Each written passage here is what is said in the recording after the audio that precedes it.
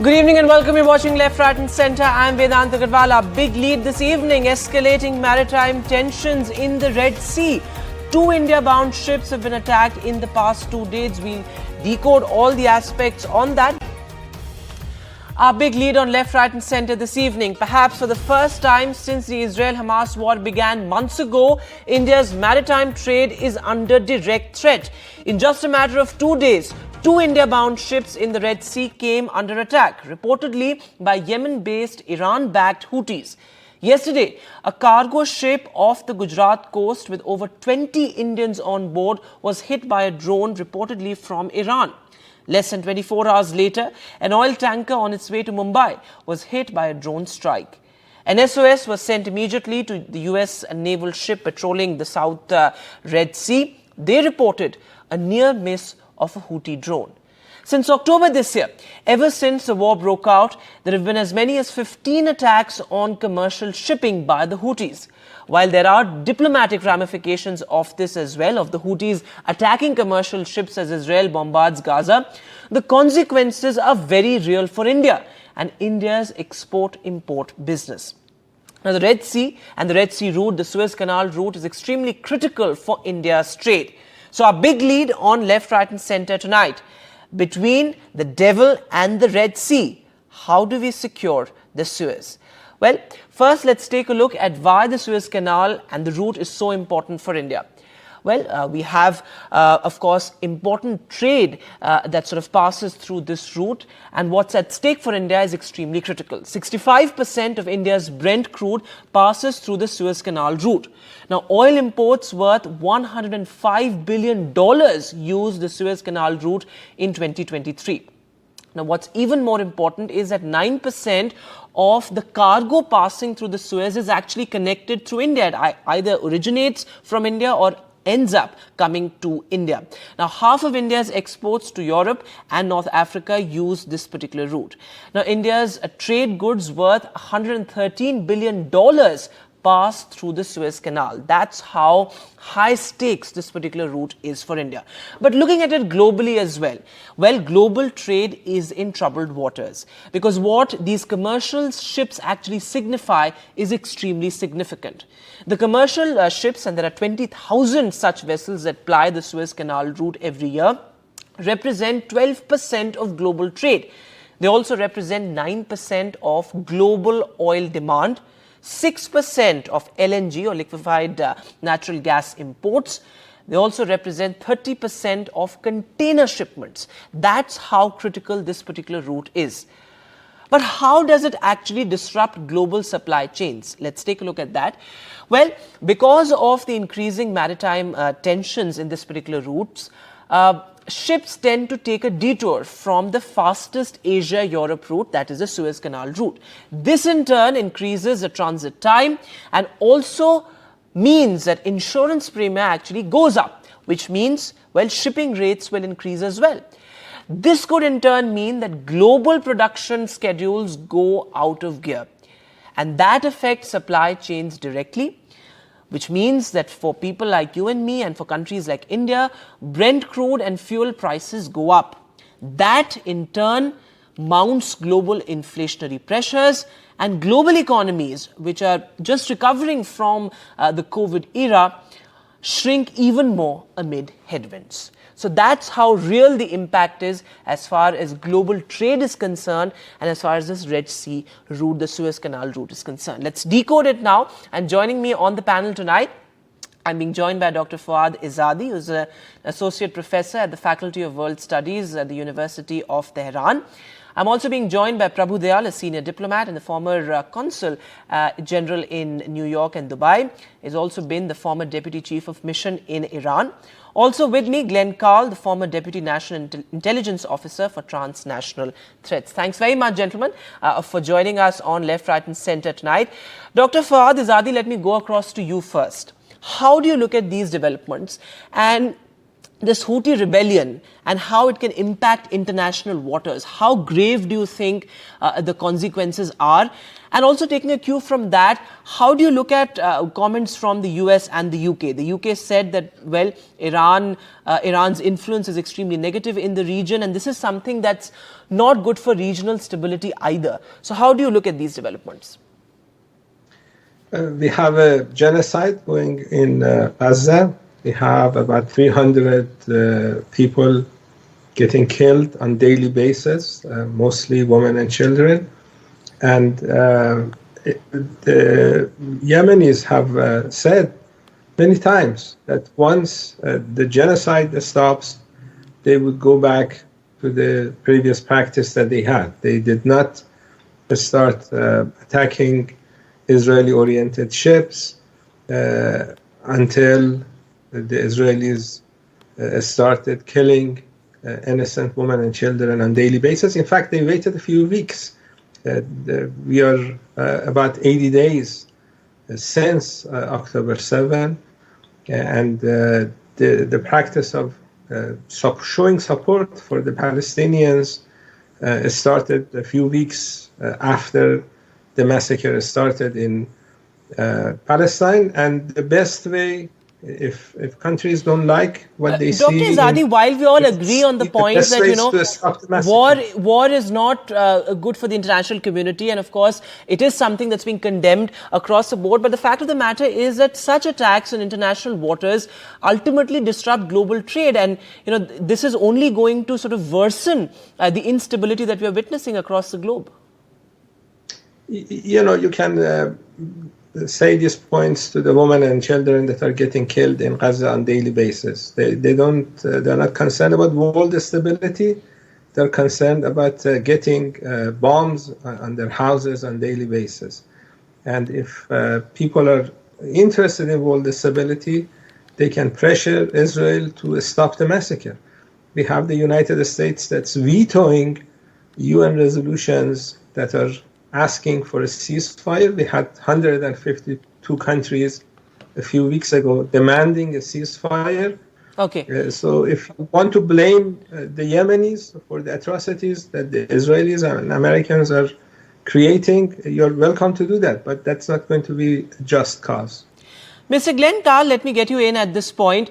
A, how do you look at these developments? And B, this is perhaps a very real consequence of the war, because, you know, these maritime relations, these maritime tensions that we're seeing, particularly in the past 2 months, you know, they've impacted trade already. We've seen Brent crude prices go up, and it's only increasing. You know, in the last 2 days, we had 2 India-bound ships being attacked. Well, I think our colleague from Tehran has really confirmed what we all know, which is that the Houthi are acting on behalf of Iran in a way to involve themselves in the Gaza disaster. And that is a terrible situation in Gaza and with respect to Israel. But if we globalize every problem, then everything will really start to fall apart.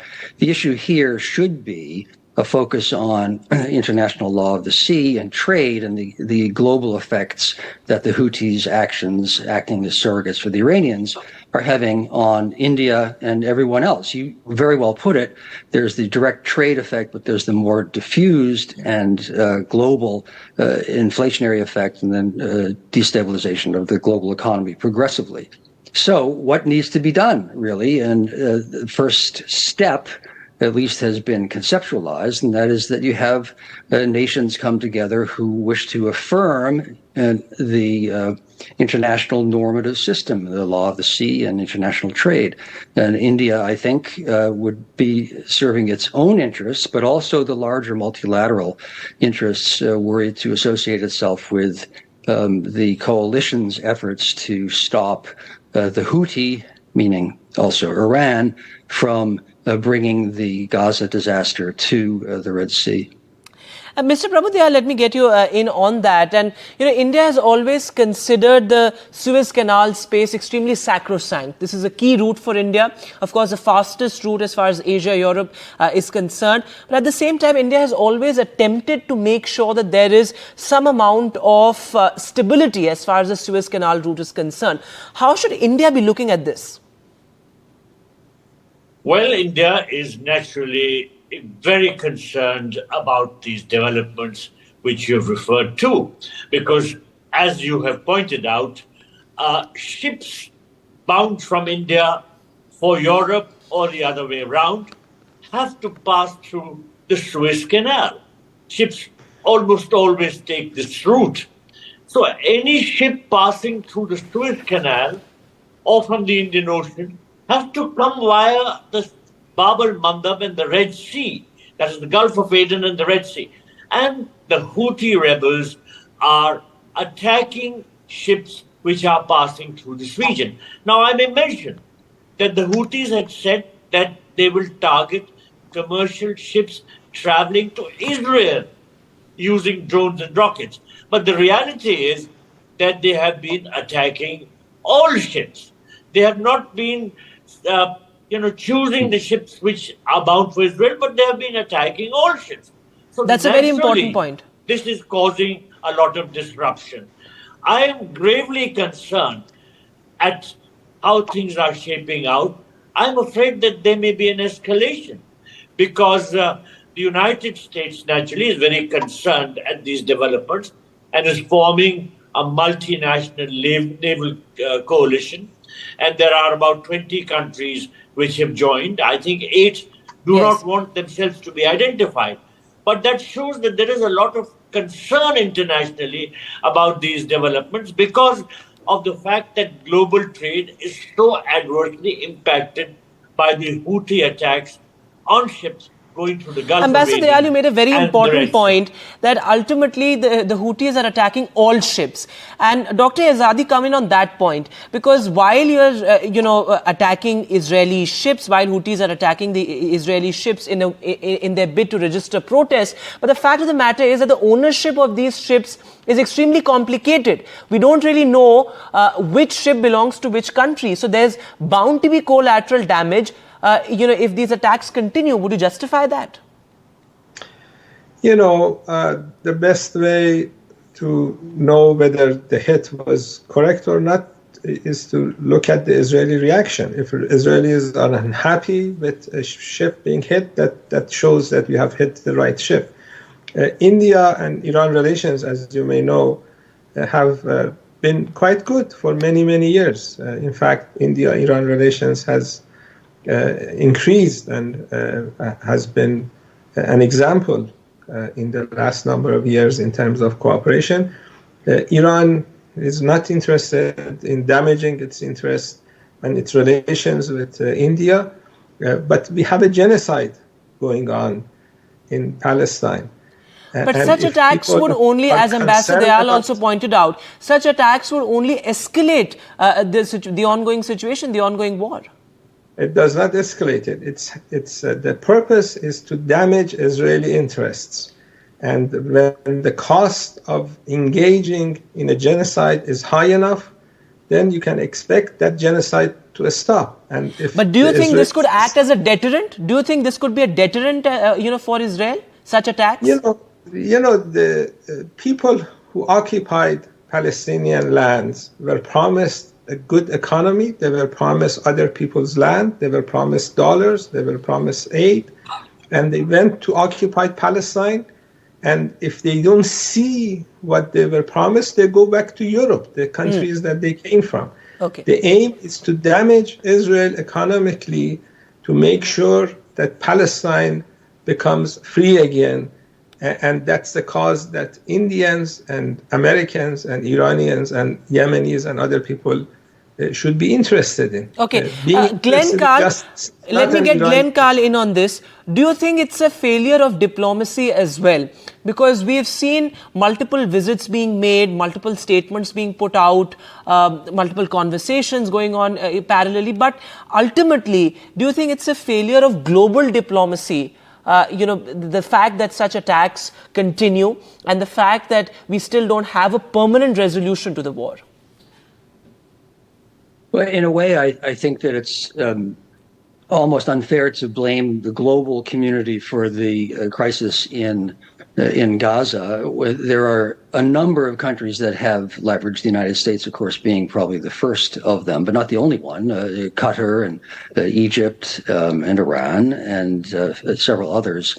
So the responsibility for Israel's actions first is on Israel, and the Palestinians is first on Hamas, and then on the countries that do have influence, and there are a number of them. But the global community, a little less so. One could argue that India is partially responsible for the issues in Ukraine by willingly accepting or aggressively purchasing Russian oil and so on. But if we extend reasoning that way, then we quickly turn into a mess that. But of course, one also has to keep in mind, the historical diplomatic relations that perhaps two countries have had, and that is something that has been acknowledged by the US as well.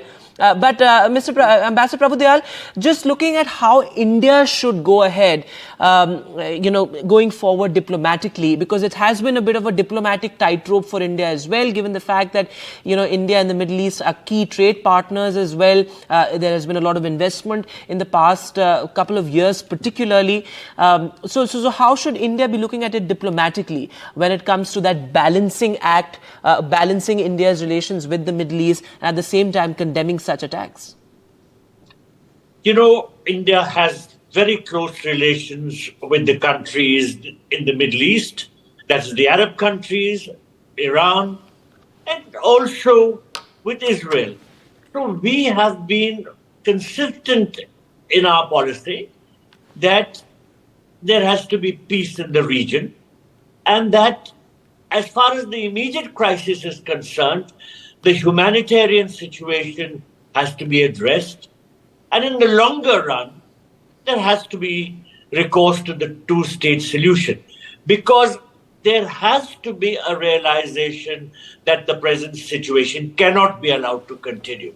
And most countries, in fact, even President Biden said that there is no other solution except the two-state solution. So there has to be, first of all, the need to address the immediate crisis, then look at the long-term solution, because otherwise this sort of escalation of tension will keep happening from time to time, and there will be disruptions of global trade, of supply chains, and there will be a loss of lives, which is very important. The Palestinians are suffering immensely. It is important to end their suffering, and at the same time, to find a solution which will enable both Israel and the Palestinians to live in peace. Okay. Dr. Fuad Azadi, before I take closing remarks and also touch a bit upon the economic aspect of it, Dr. Azadi, would you at least agree that the Houthis are emerging as a real threat beyond the war, looking at the Houthis beyond the ongoing war, whether it's the Hezbollah or the Houthis? Do you think they're a threat to regional stability? Yemenis are not a threat to regional stability. They are a threat to a genocidal regime, and I hope they continue to be that threat, because if you have a genocidal regime in this part of the world, you will never see peace or justice. Okay. Let me also sort of bring in the economic perspective here. Glenn Carl, we are already witnessing a global economic slowdown, of course, post-COVID and post the Russia-Ukraine war, a war that the world seemed to have lost interest in, but that continues to have a very real consequences on global trade. And now, of course, the Israel-Hamas war and such attacks, as a fallout of the ongoing war. How do you see the world recovering from this global economic slowdown amid these escalating tensions, whether it is maritime tensions or the ongoing war? It won't recover so long as Houthi drones and commandos are disrupting trade in the Red Sea. Is one part of the issue. Certainly no. I'm a strong supporter of actions to support the environment and stop global warming. Not long ago, near where I live, demonstrators who were trying to advocate for that closed the highways here. That blocked a number of ambulances from getting to hospitals, and people died. This is similar to what the Houthi are doing with respect to world trade. The effects are perhaps diffused, but the damage to world trade causes harm globally and internationalizes a terrible situation in Gaza, but to the entire world. And Right. I don't think anyone should really support that. Absolutely. And Mr. Prabhudyal, the closing remarks from you, because India has maintained that, terrorism and extremism in all its forms is condemnable.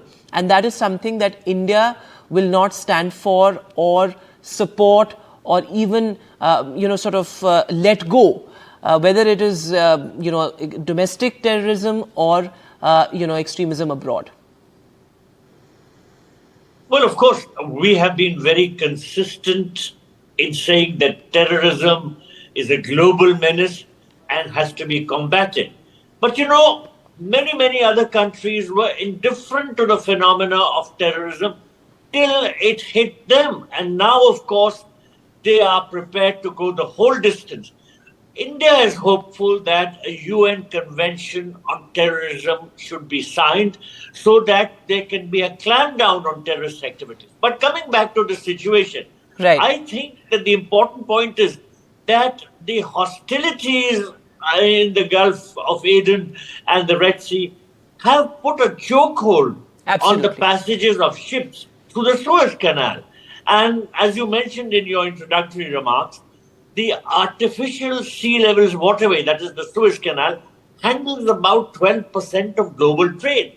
And due to this disruption, there is an escalation of costs. For instance, the cost of shipping a container from China, this is what I Absolutely. read, to the Mediterranean has gone up 44%. Absolutely, in and there are December very alone. real consequences we are talking about. They're Something real that can affect you and me. Because Brent crude prices, fuel prices have already Yes. started going up in the aftermath of the war. But thanks very much, gentlemen, for joining us on that very important debate on Left, Right, and Centre tonight.